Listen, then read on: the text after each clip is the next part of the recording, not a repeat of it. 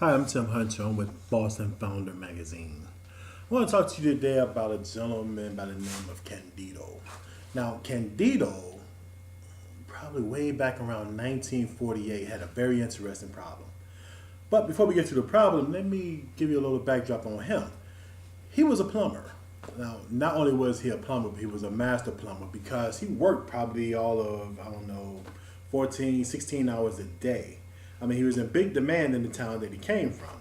But oddly enough, he would come home, and this is where the problem began.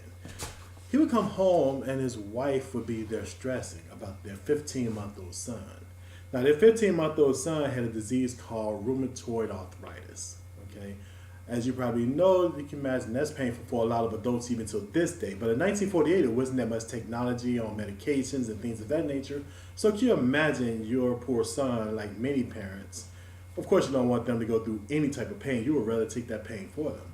But Candido decided he had to do something about this. So what he decided to do one day was to just add some propellers into the tub. Fill it up with water and try to get like a bubbly effect, to see if there's any way to kind of change the rhythm of the water and see if that would soothe, the joints of his son. So when he tried it, to his surprise, his son actually took well to it and eventually overcame his rheumatoid arthritis.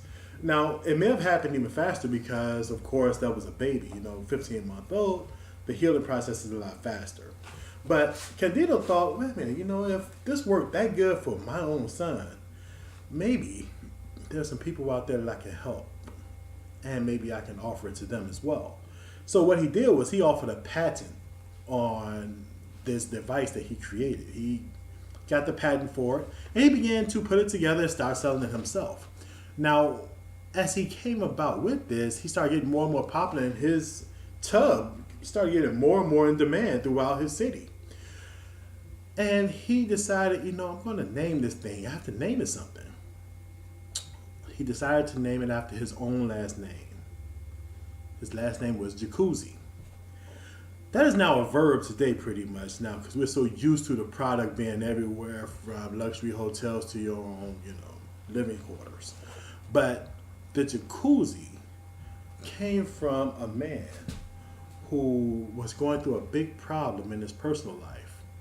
And the blessing of God was sent upon this man to not only have a solution for his problem that I'm sure that he had no idea would be saluted in such a way.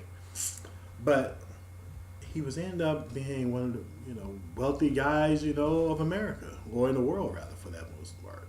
And not only that, but till this day, whenever you think of the word Jaccuzzi, you think more about the product than the man himself. That goes to show you never know what happened until you start taking action. We're going to have more of this for you, don't worry. But in the meanwhile, you can go to bostonfounder.com. Okay? bostonfounder.com. Look forward to seeing you guys there. Okay?